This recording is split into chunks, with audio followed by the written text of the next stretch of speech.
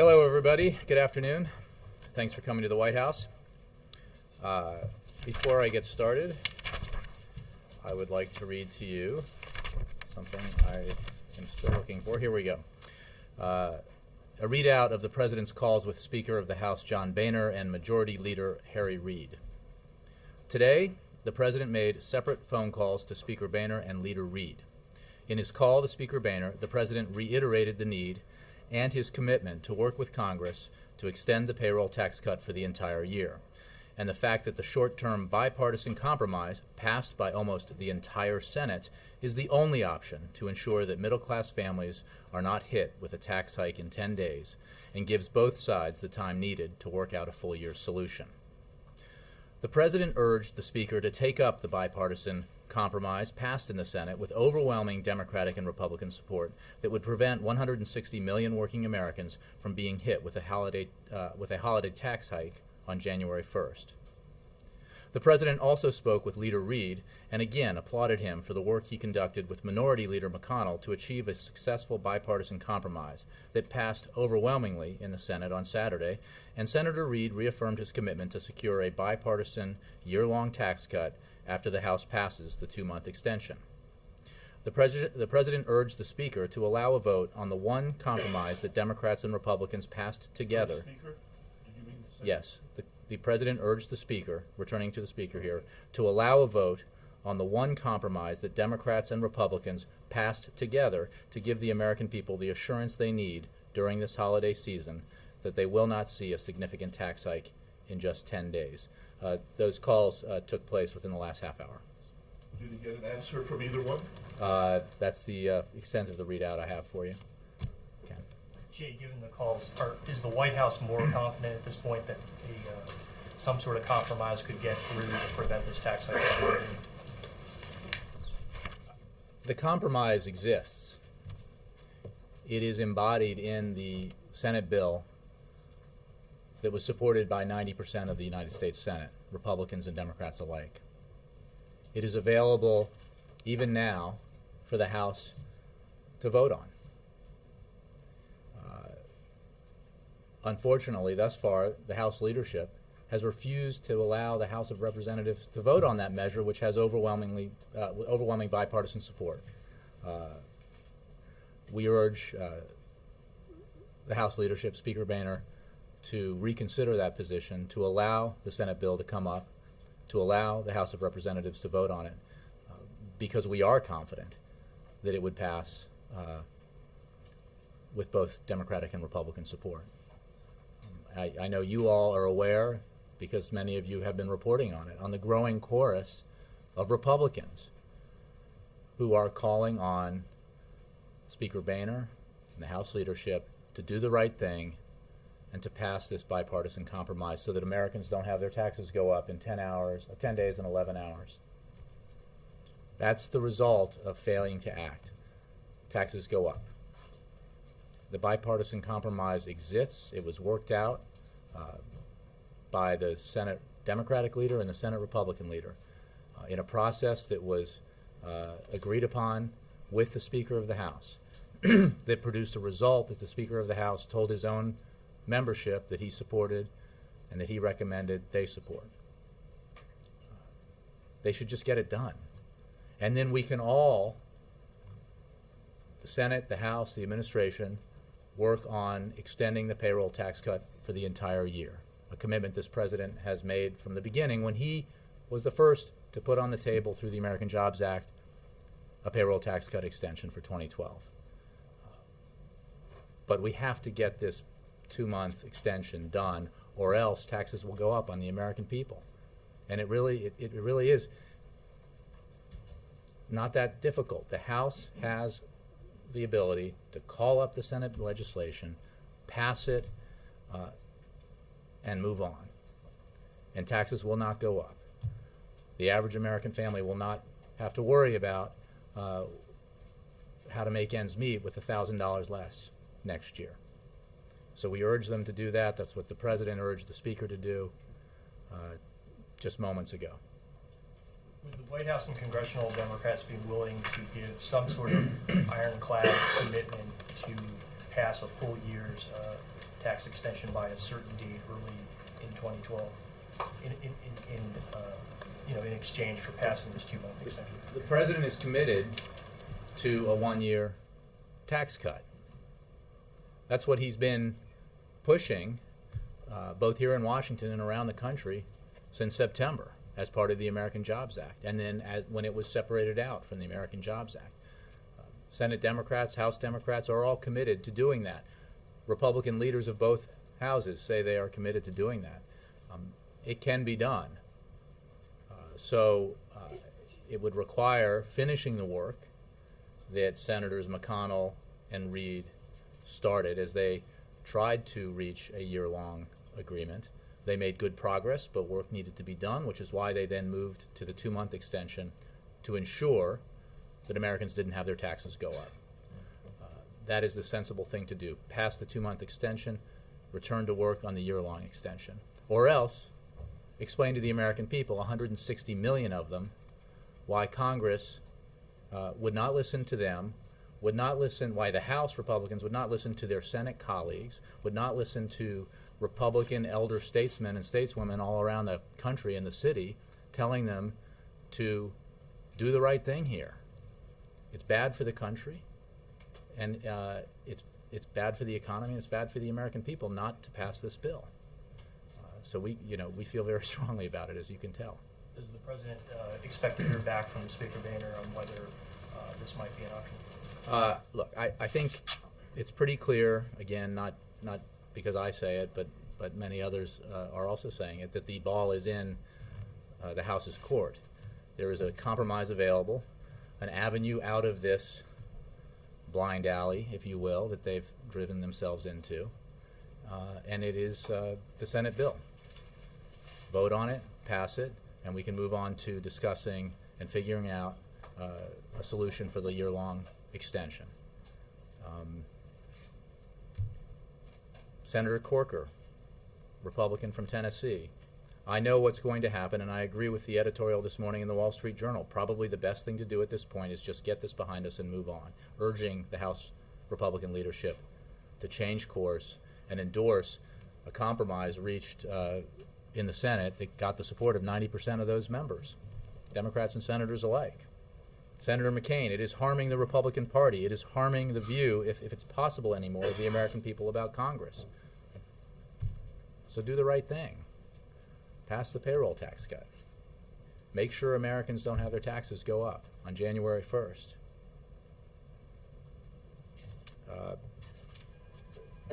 Yes, Alice. Jay, just staying with this theme. So, specifically, what is the president offering the speaker in return for sort of reversing himself on this?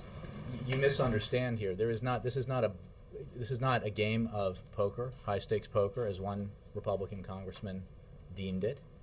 We're talking about 160 million Americans and their paychecks. There's no political quid pro quo here. There was a bipartisan compromise reached with overwhelming support from Republicans and Democrats in the Senate at the direction of the Republican leader in the House that initially garnered the support of the Republican leader in the House. And let's review some history here. The president and Democrats initially put forward the American Jobs Act, which was paid for entirely, including the payroll tax cut extension and expansion. And the pay-fors in that bill were what the president very firmly believed that if he could have his way entirely, was the way it should be done. When Republicans blocked that, and the Senate Democrats crafted a separate payroll tax cut extension with UI extension and some other measures, and tried to move it and have it paid for by asking the 300,000 wealthiest Americans, millionaires and billionaires, to pay a little extra, Republicans blocked that. So we compromised. President, Senate compromised. And the deal that was passed, the compromise that was passed by the Senate by a vote of 89-10, did not have the pay-fors that the Democrats wanted, did not have the pay-fors that the president initially submitted, but they had a compromise set of provisions that paid for it, that won the agreement of 89 senators, including 39 Republicans. That is the essence of compromise. The bill even included an extraneous political victory that Republicans insisted on. Then let me try something else, but staying with the thing. The CR runs out on Friday. When will the President sign the omnibus? When it gets here. What happens if it hasn't got here? It will get here. I'm sure. I'm not sure if it's physically here yet, but when it arrives, there's a process in that august institution that takes time in terms of producing the bill for him to sign, but he will sign it when it gets here. All right. And on Syria, what do additional steps to pressure the Assad regime mean? What are you talking about there specifically?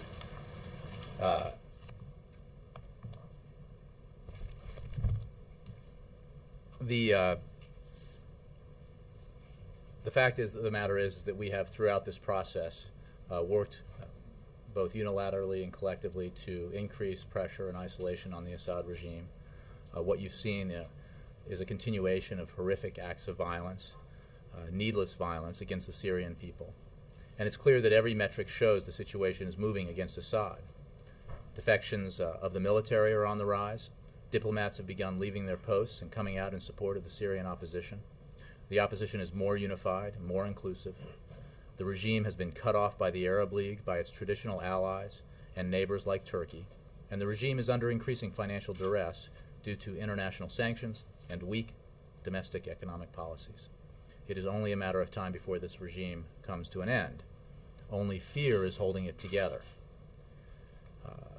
And governing that is based on fear is always doomed to fail. Are you talking about sanctions or what? I don't have details to provide to you about additional measures we will take, but we will continue to pressure, working with our international partners, the Assad regime, and the writing is on the wall. The isolation increases, and more and more members of the international community of nations are joining the call for Syria to stop this atrocious behavior. Yes, Jessica.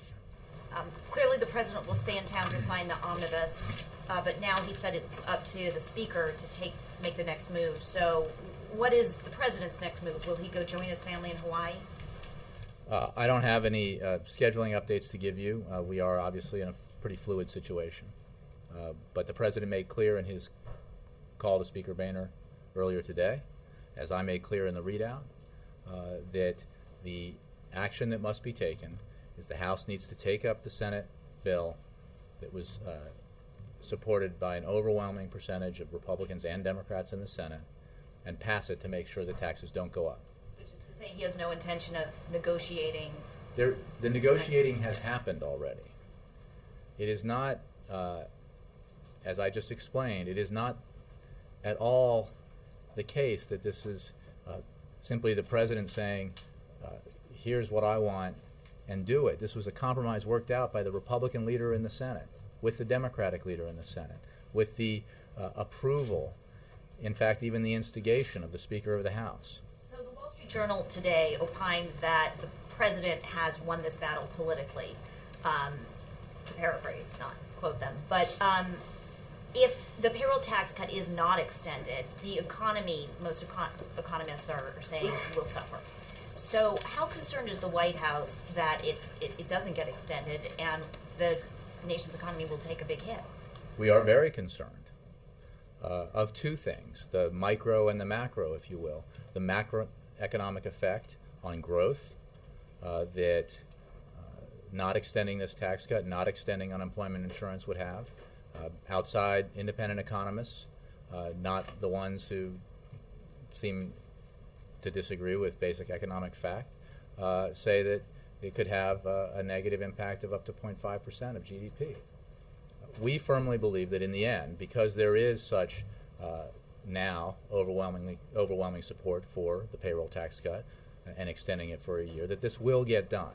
We believe that eventually the House leadership, House Republicans, will understand that this is not about giving President Obama a victory. This is about exercising their authority on behalf and at the demand of the American people, a bipartisan consensus of the American people as represented by the enormous bipartisan vote in the Senate. It's the right thing to do. And at the microeconomic level, we're worried about individual families who need that extra money, an average of $40 a paycheck. As you know, on Tuesday, the White House called on Americans to add their voice to the conversation here in Washington about why we need to extend the payroll tax cut. If Congress fails, if the House fails to act, the typical family making $50,000 a year will have about $40 less to spend or save with each paycheck. That adds up to about $1,000 for the year. The response has been extraordinary. Over 17,000 submissions, I think, is the last information I got.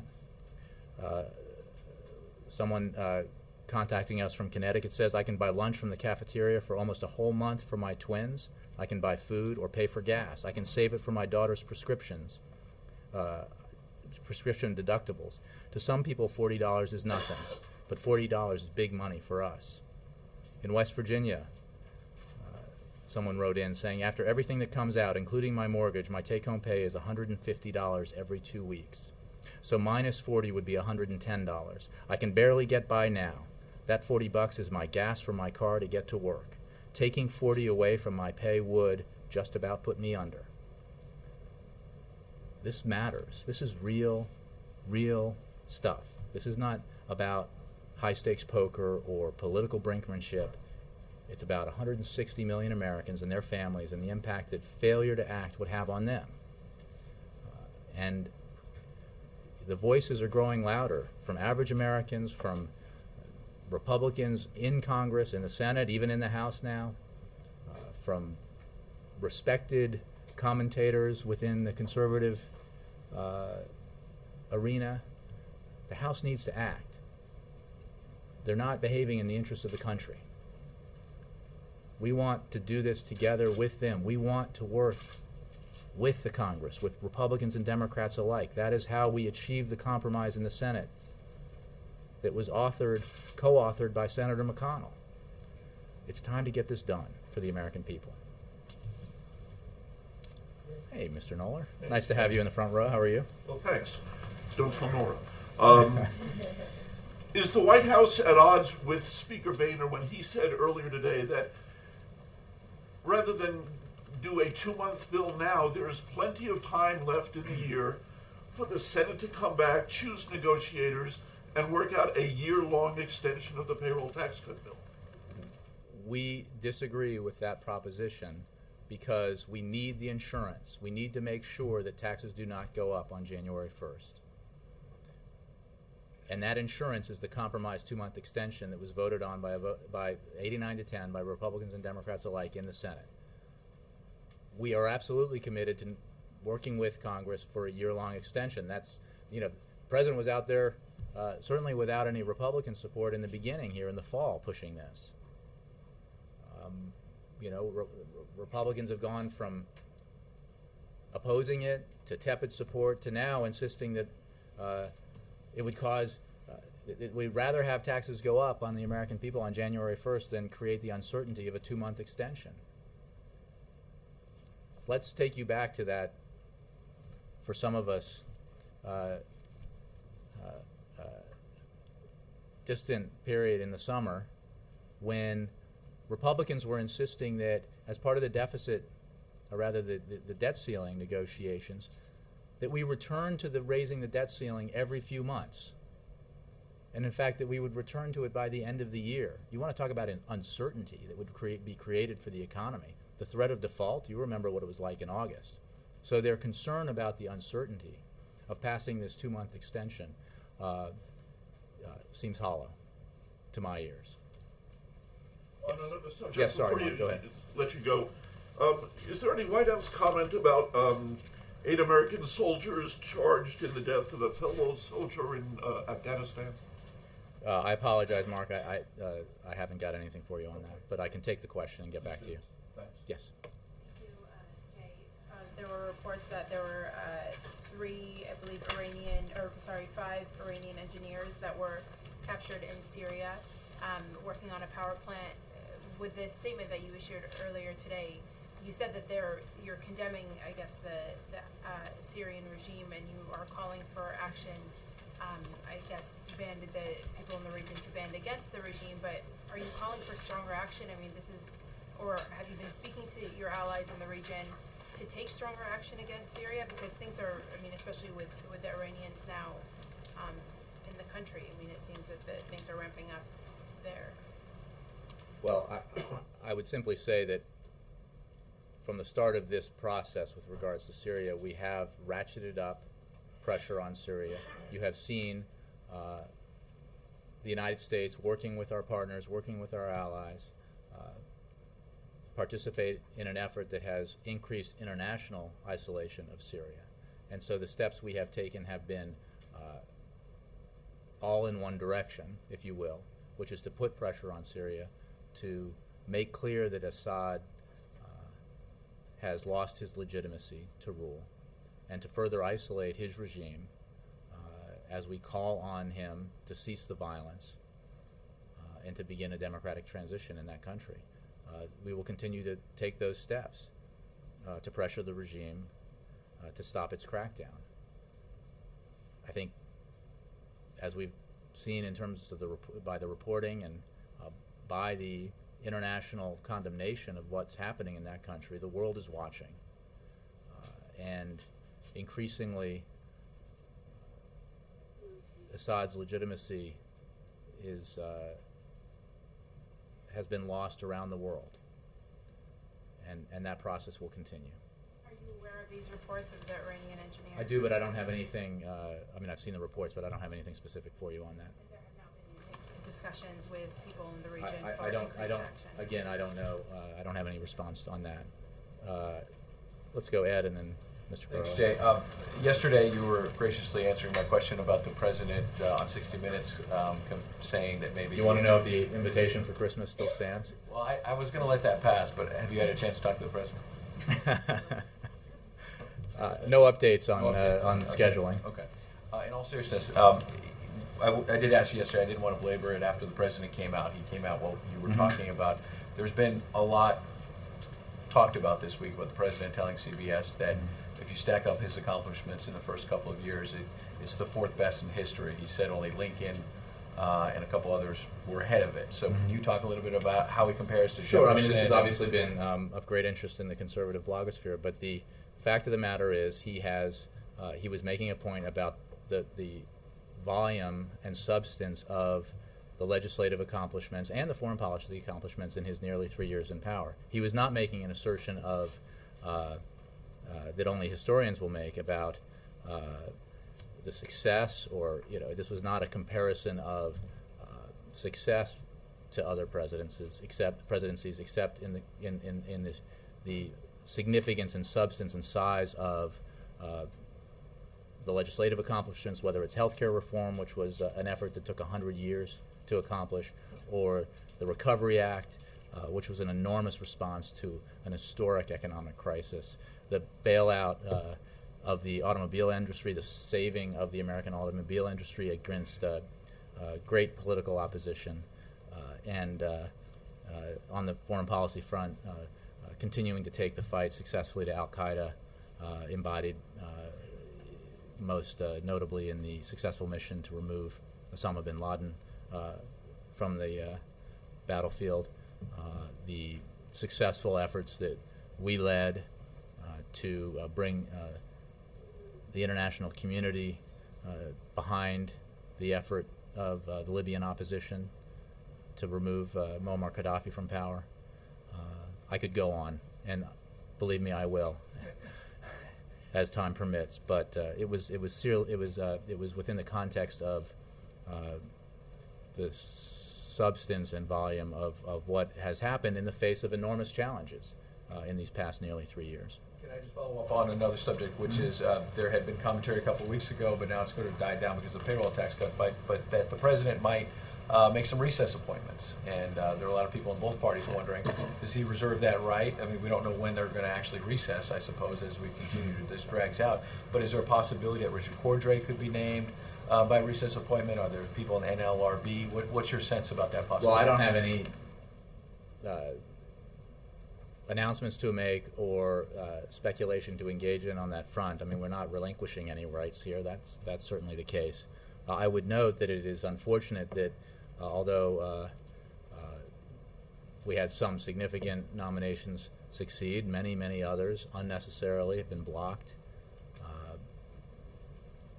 The effect of that, whether it's on ambassadorial nominations or judicial nominations, is very damaging, and it is a constant problem and a growing problem where random senators put holds on nominations that are absolutely uncontroversial, and that practice should stop. And I think this president will continue to nominate highly qualified people for important positions around our government and our foreign service and onto the bench.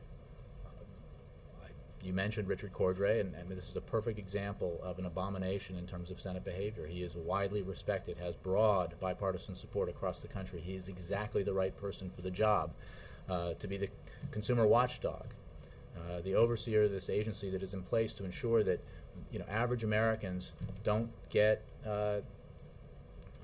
taken advantage of by financial institutions, that they have an advocate for them here in Washington. Republicans block that because they want to water down Wall Street reforms that were put in place to help prevent the kind of financial crisis that almost tipped the global economy into a depression. Seems like a bad idea. Yeah. I'm sorry, I did say Mr. David. Go ahead. Yes, sir.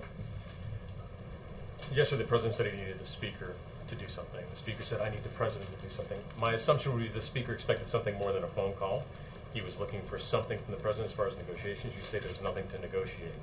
The speaker's in a corner. He's boxed in a corner. Is the president going to do nothing to help the speaker get out of that corner? The president is doing everything he can to help the American people. The speaker is very capable of helping himself by calling a vote on the Senate compromise, a compromise that received the support of 80% of the Republican senators and even a greater percentage of Democratic senators.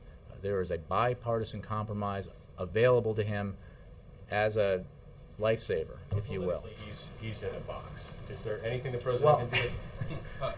I mean, honestly, the important thing here is not who's up and who's down politically, because as I talked about yesterday, we are beginning to see some positive signs in the economy. We are a long way from full economic recovery. But the last thing we need to do is fail to pass a payroll tax cut extension, which would have a negative impact on the kind of economic growth that we have been seeing and need to continue to see. It's just wrong at every level to prevent this from passing. In North Korea, there were some indications coming out of China that maybe there's some power sharing agreement. What can you update us on the situation in North Korea? Have you had any kind of communications through intermediaries or the North Korean government itself?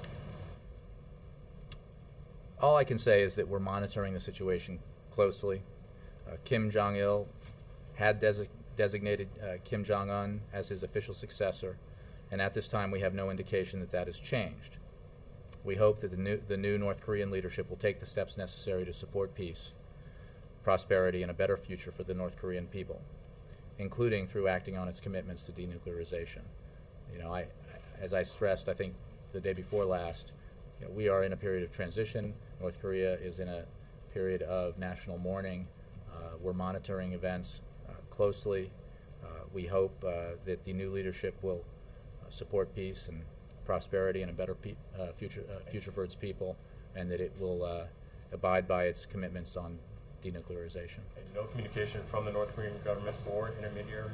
No, not that I'm aware of. Kristen? Thanks, Jay. On Tuesday, the administration called on the American people to weigh in, to lend their voices to this. Realistically speaking, do you think that that's going to help break this impasse, and if so, why? I know you just read some testimony. Well, I do think it will, because, as I've said now for a while, even prior to this current situation,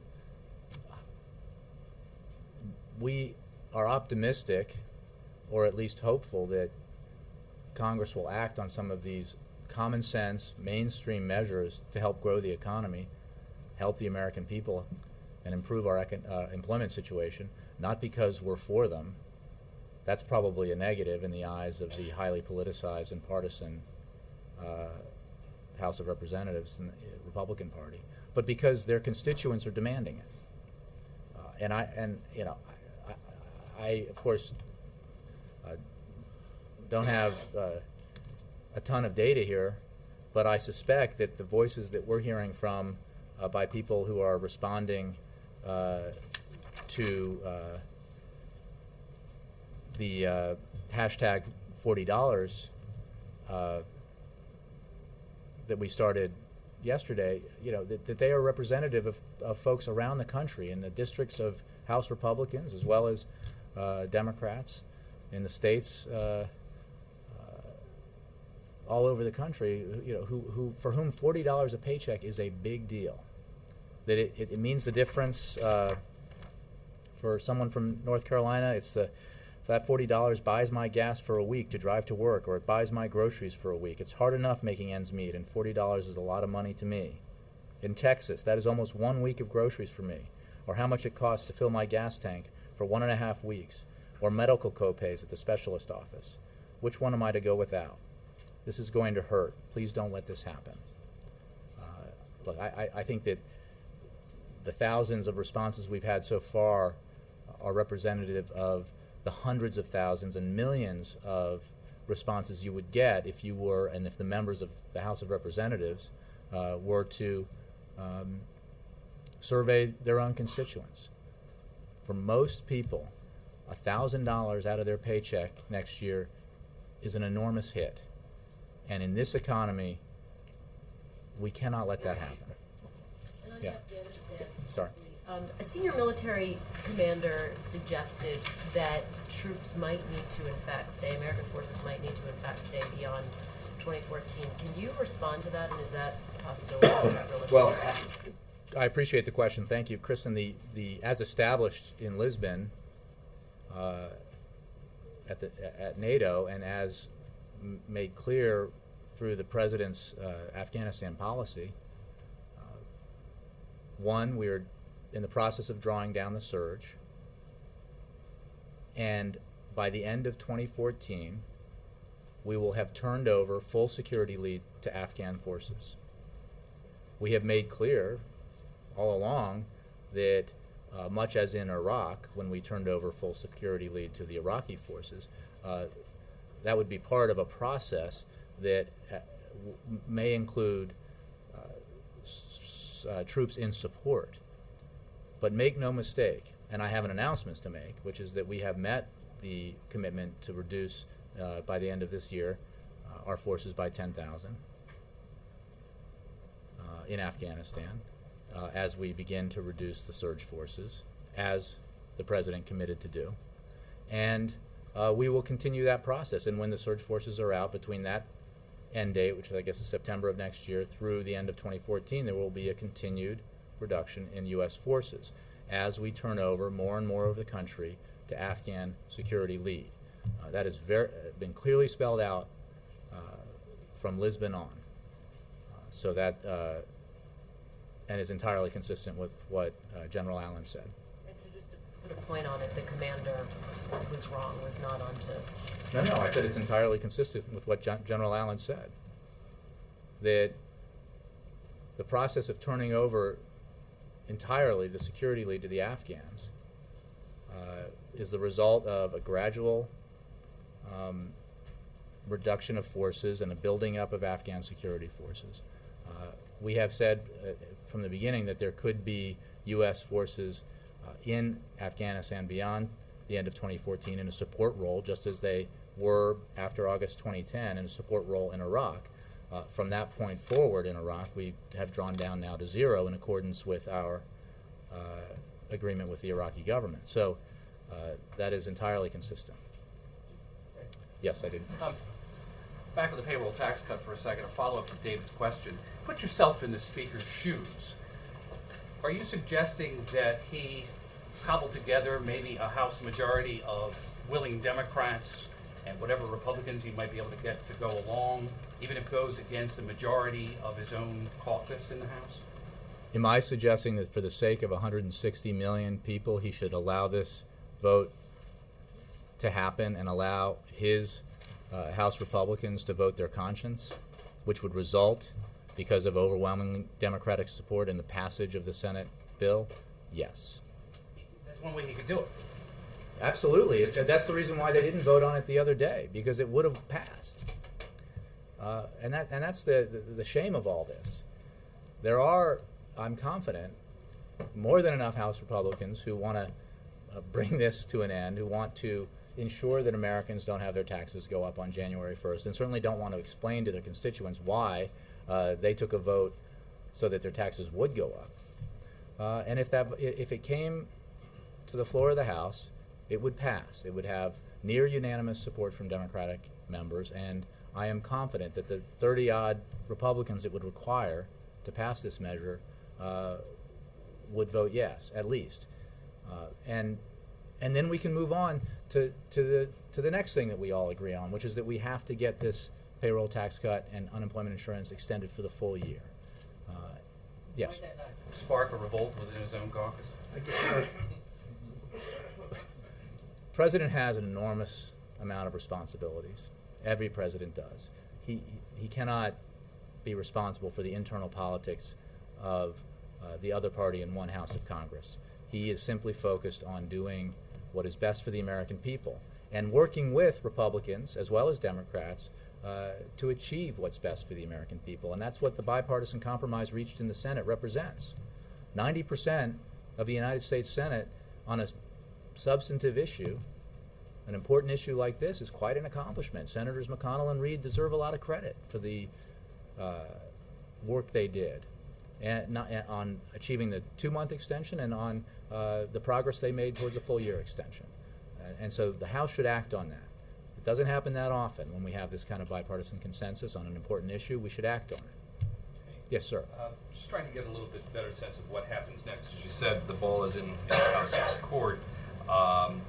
Did the president set any time? Did he and Boehner set any time to talk again, or is this the time that's behind you here on this clock? There was nothing more I can read out to you from the conversation with the Speaker of the House. The President was very clear, and I provided you the essence of what he said to the Speaker. There is an available solution. The House should pass the 2-month extension to ensure that Americans' taxes don't go up. The President, as he has repeatedly, affirmed his commitment to a 1-year extension. He, after all, started this conversation and has been pushing for a full year extension since September. So, and there is a way to get there. And this President and Democrats have been clearly willing to compromise, to accept that they could not get Republican support for what we believed and they believed was the right thing to do, which was ask the 300,000 wealthiest Americans, millionaires and billionaires all, to pay a little bit more so that 160 million Americans got a tax cut. But since Republicans opposed that almost unanimously, Senate Democrats, with this president's full support, were able to work out a compromise with Senate Republicans that included pay-fors that we found acceptable and that made sense as a policy matter, that did not violate the president's principles in terms of doing damage to the economy or harming the very people you're trying to help with the payroll tax cut extension or with unemployment insurance. So why did he decide to call Boehner? When you were asked yesterday if he was going to be calling Boehner, you laughed it off. No, I didn't laugh it off. I simply said that there was an available action here, that the House should pass the Senate bill. The president speaks with Speaker Boehner periodically. He called him to urge him to do the right thing here, which is bring up the Senate bill in the House, which is something he can still do, contrary to some tweets I've seen out there. They absolutely can take up the Senate bill and pass it. It will be signed by this president gladly. Margaret. And then, I'm sorry, then Margaret, then in the back, and then I'll jump around, Laura, you know. Settle in, folks. I'm gonna like take a stab at this, but I feel like it may not work. Mhm. So, I feel like we're all caught in the middle of basically a game where I'm wondering, are you guys just sort of making the House Republicans twist in the wind a little bit more, and then this is gonna get worked out? It just seems, if the president was really done with it, wouldn't he just be on a plane to Hawaii right now? I don't have any scheduling updates to give you. The president just got off the phone within the last hour now with the Speaker of the House, urging him to do the right thing, to take up the Senate bill. This is not about, like, look, there's a clear avenue here.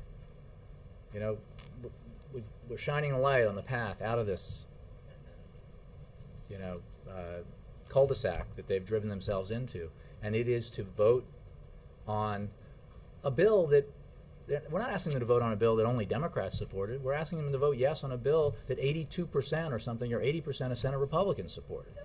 It seems not that much of an ask. Doesn't the House's way out of it now effectively do that with just sort of a little bit more so that their members could vote for it? And I mean, in the end, if what you really want is just a resolution, doesn't that resolve it without really undercutting the places where you guys want to hold from? Doesn't what resolve it?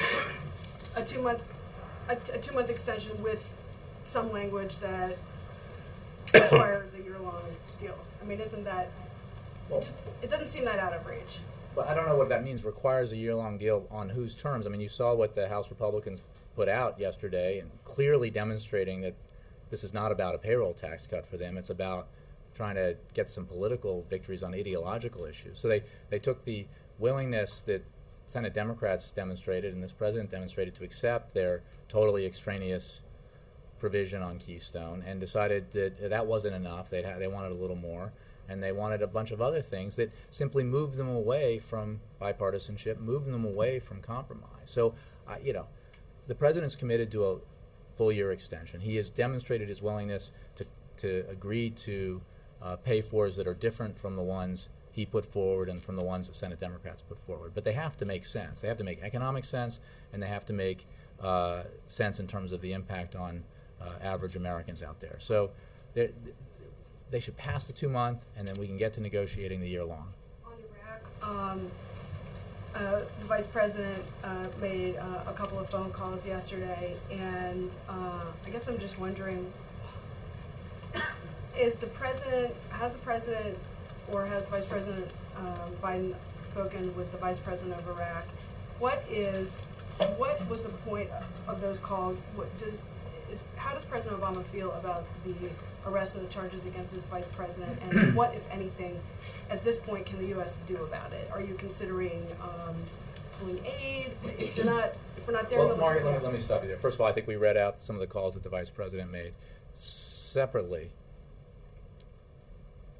this kind of political turmoil has been occurring in Iraq periodically as they have, you know, taken steps forward and occasionally steps backward, but generally made progress towards political reconciliation, towards democracy, and away from the use of violence in pursuit of political ends.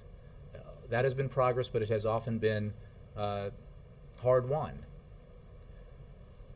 That will continue.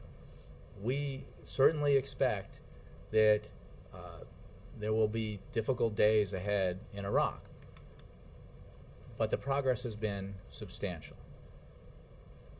What is utterly nonsensical is the suggestion that somehow we should have left troops in there and that would have had any impact on the political disputes, because maybe folks weren't paying attention, but political disputes have been happening while there were 40,000 troops, 80,000 troops, 150,000 troops. The key metric here is that those political disputes have increasingly been resolved through negotiation, not through violence, and elections were held, a government was established. These are all signs of important progress, all while violence declined significantly.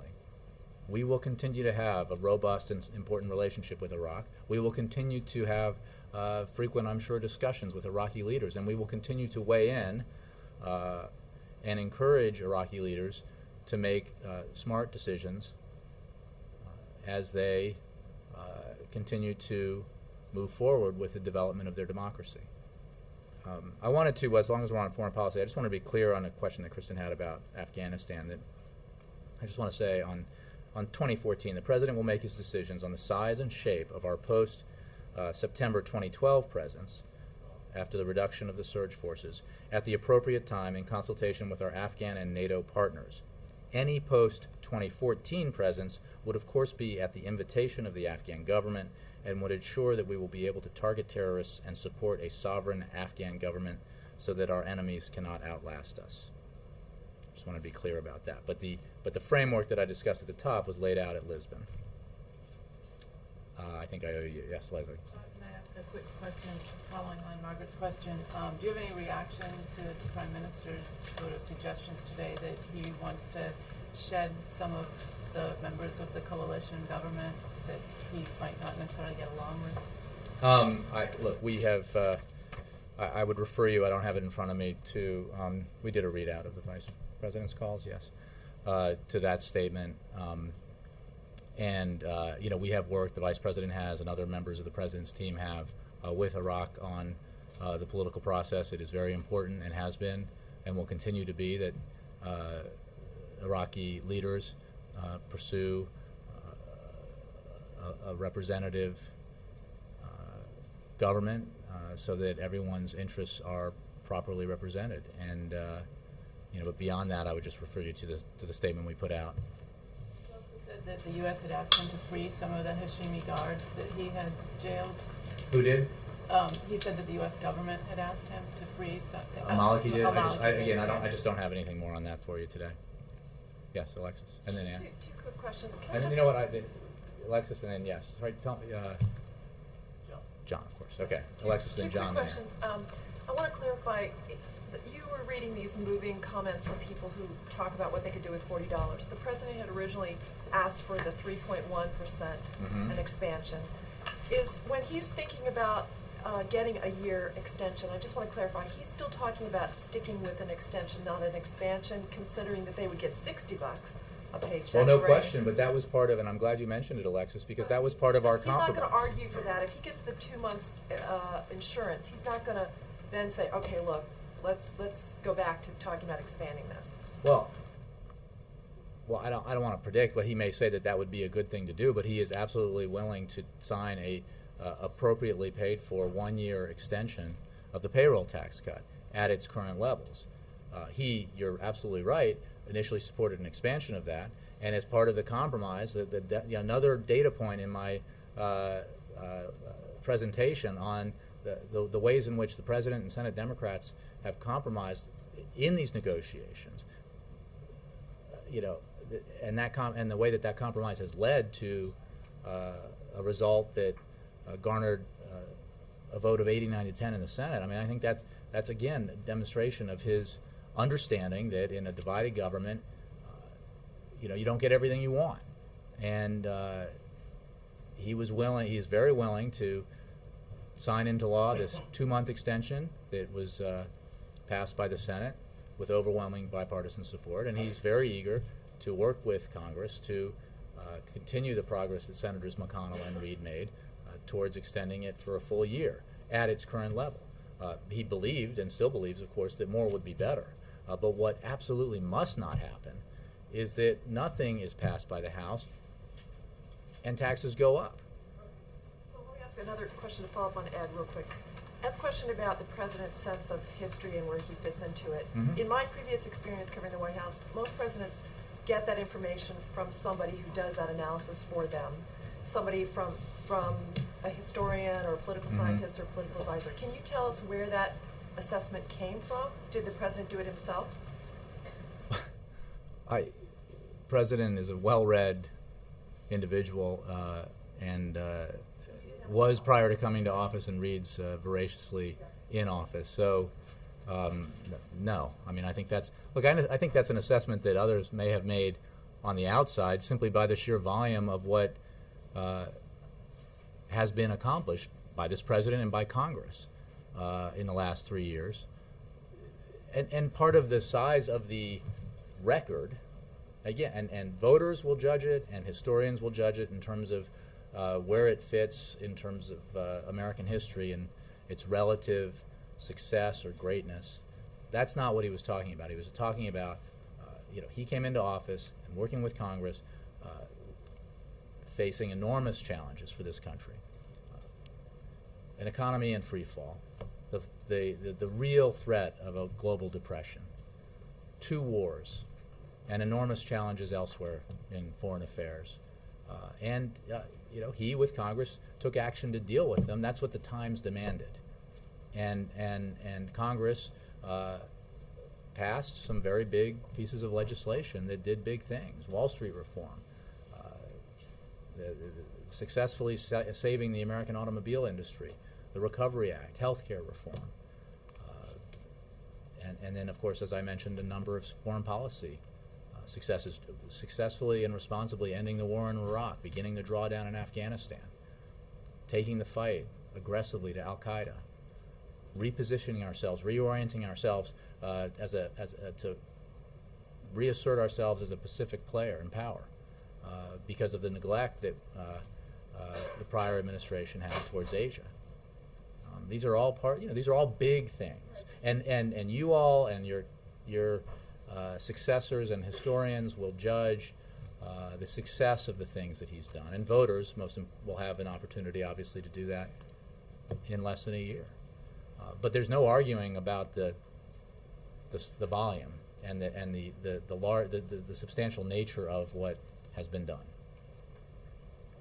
We just asked the Speaker's office has put out a little readout of the call, and they're saying that Speaker Boehner appears to be dug in as well, just as the President was on the 2-month.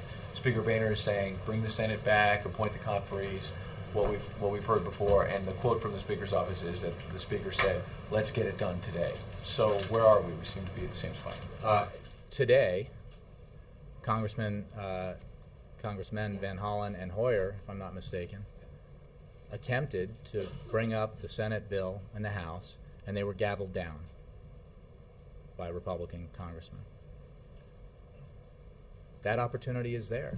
If the Speaker wants to get it done today, I'm sure we can get it done today. We can pass the 2-month extension. So he wants 1 year today. Well, he knows, and the President made very clear to him, that the avenue available to him, the Speaker of the House, to avoid raising taxes on 160 million Americans is to pass the measure that won overwhelming bipartisan support in the Senate. This sudden insistence on the uncertainty created by a 2-month extension, it's just, you guys know, you've been covering this, you know that it just doesn't ring true, right? I mean, this was the same leadership that thought it would be a good idea for the global and American economy to have periodic fights and stalemates over and brinkmanship over defaulting on the full faith and credit of the United States government. Talk about uncertainty. The uncertainty that we have to eliminate is the uncertainty that Americans have right now about whether or not their taxes are going to go up on January 1st. There is a bipartisan compromise available to make sure that doesn't happen. Just take it. Just take it. Follow the advice of numerous Republican senators. Follow the advice of the Wall Street editorial page. Words I never thought I'd speak. Follow the advice of Senators McCain and Corker and Grassley and others, and pass the bipartisan compromise. Make sure that Americans don't have their taxes go up on January 1st. Dan. Since the Speaker has now responded to your statement and says that he wants the President to urge Senator Reid to appoint conferees, isn't this the classic definition of a stalemate or a deadlock? Well, it's a classic there is a stalemate in that the Speaker will not act. A bipartisan compromise was negotiated, and as you know and reported on, it was supported overwhelmingly by Republicans in the Senate. It was the product of a negotiation that the Speaker of the House helped initiate and urged to happen. It was a product that the Speaker of the House endorsed to his own colleagues on a conference call, as has been widely reported. It is a product that has the support of Republicans in the Senate, in the House, outside, in conservative circles. It should just get done. And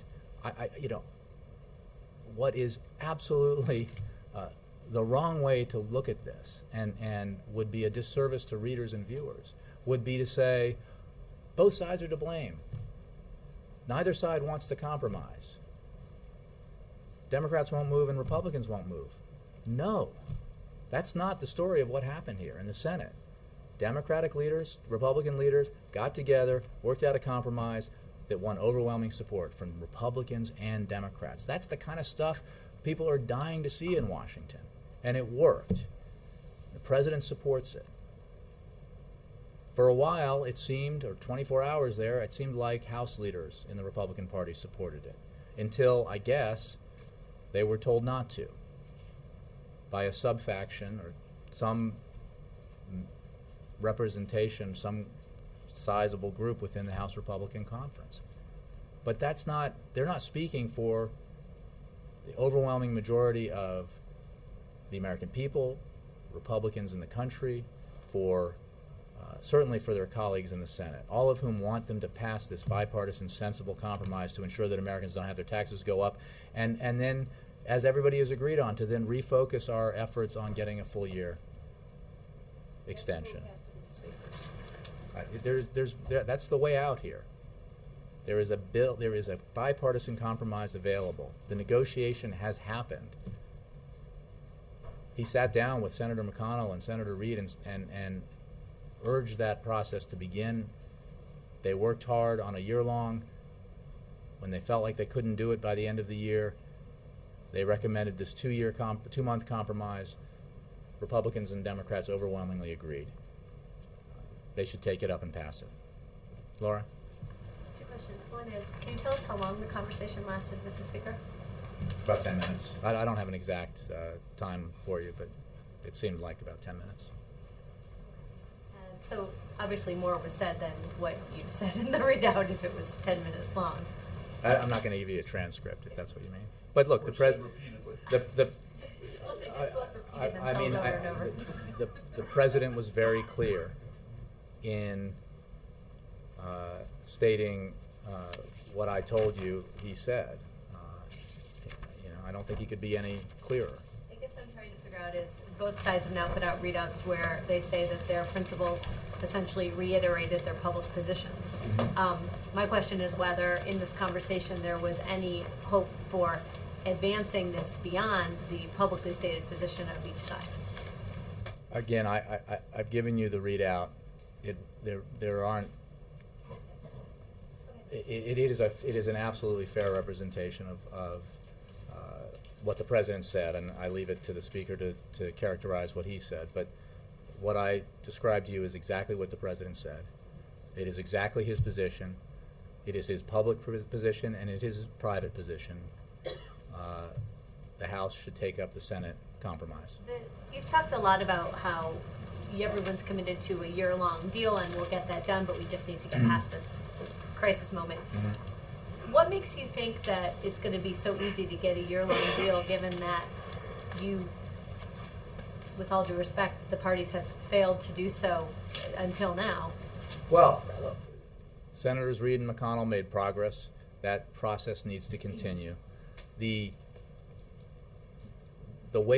are ways to do this that are not difficult. They represent choices, but there are ways to pay for this that the president can accept, Democrats can accept, and we see no reason why Republicans wouldn't accept. The issues that they put forward in their, whatever that thing is that they voted on yesterday so that they could avoid actually voting on the bill, were filled with things that had nothing to do with a payroll tax cut. Nothing at all. So, do you think that you're going to be able to get past all those things that have nothing to do with the payroll tax when you start negotiating in January? Well, again, I think that the voices of the people from West Virginia, Texas, Connecticut, and everywhere else are going to be heard. But let's be clear. Great progress was made in the Senate. There are ways to do this for a year that everybody, we believe, can agree on, certainly at least the President, Senate Republicans, and Senate Democrats, as well as House Democrats. I mean, there's one, speaking of isolation, I mean, there's one isolated group here. that doesn't want to join the overwhelming majority of Democrats and Republicans who support doing one thing on behalf of the American people. Increasingly, I think that isolation is becoming clear, and I expect that House Republicans will be hearing from their constituents and maybe from other folks whose opinion they respect, and maybe that will have an effect. The politics of this are really so far less important than the substance here, because as I think Jessica pointed out early on in the briefing, there is an absolute economic impact to failing to act here. There's a macroeconomic impact, a reduction of economic growth by up to 5.5%. That would have a direct effect on employment. It would be a terrible and direct effect on those who would no longer receive unemployment insurance as they're trying to meet their house payments and pay their bills while they're looking for a job. And all of that, the withdrawal of all of those resources from the economy would be negative. And the effect on individuals of losing $40 in their paycheck, every paycheck, is real and harmful at this time where we're still in a fragile stage of our economic recovery, where things are getting better but are far from good enough. The last thing Congress should do is, in an act of total disregard for a bipartisan consensus, total disregard for the effect it would have on 160 million people, refuse to vote on this compromise. Yes, sir. Thanks, Jay. Sorry, Don, it took me so long. No, that's all right. It seems that the payroll tax cut is going to expire, whether it's 10 days from now or 2 months or a year from now. And you just spoke about the impact that it would have if it's not extended on middle-class families, 160 million taxpayers out there. Has the president or his economic team given any thought to making this payroll tax cut permanent? No. Why not? Because it was specifically designed to, a year ago, working with Republican leaders, designed to give the economy at that moment the boost that it needed, and again, notwithstanding those who choose to ignore basic economic facts and call themselves economists nevertheless, it has had a very positive impact this year on the economy, both on growth and job creation, and would continue to have that. Now, at some point, you hope that the recovery is at a stage where we would no longer need that added help. That's why it is a one-year measure. The debt ceiling, the willingness to go through a debt ceiling showdown every 3 or 6 months, I think makes clear that their concern about, the stated concern about uncertainty is suspicious, to say the least. But there's also, Republicans overwhelmingly supported the temporary Bush tax cuts, right? So this is a real-world impact. This is not an esoteric exercise. It's not a political exercise. It's a bill that would either provide Americans with an extra $40 per paycheck or take it away. And Americans who live paycheck to paycheck, and Americans who are doing a little bit better than that and saving a little bit, will have to change their budgeting next year if the House walks away from this bipartisan compromise that 80% of Senate Republicans support. But for some reason, the House Republican leaders don't. So the president and the administration believes then that a year from now, those taxpayers that you referenced will be able to handle that $40 hit in their paychecks? Well, there are a lot of things that, there's a lot of water to pass under the bridge economically between now and a year from now. There are a lot of, as you know, reporting as you do on these issues, a lot of other things that will have to be decided next year economically that will have potentially an effect on tax rates and a number of issues economically. We will also certainly hope that I'm not here making any kind of economic prediction about growth or anything, but except to say that we need to take the measures we can take to help the recovery along to give it the kind of momentum that will lead to the kind of economic growth that will bring down the unemployment rate and put people back to work and eventually get us to a point where, yes, we would not need that kind of measure that we need now and that Americans need now. All right. He's got both, he's buying dog stuff, he's getting pizza and stuff. So what's the what's the symbolism? Personally looking forward to a little of that pizza, having not had lunch, but It'll yeah. be cold by the time we get to it. What symbolism, if any, should we read into it? Is the message that the dog is the president's best friend because it's Washington this time of year? Is the message that everyone should go out and spend? Is the message that everyone should go out and spend money before Christmas? Is the message that?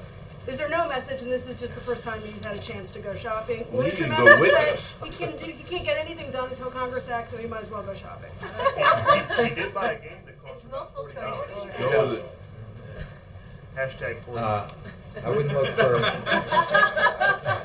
And an expensive chew toy. Yeah, I think Scott did my work for me there. So no, I would refer you to the pool report. I was here as this OTR, as we call them, was happening.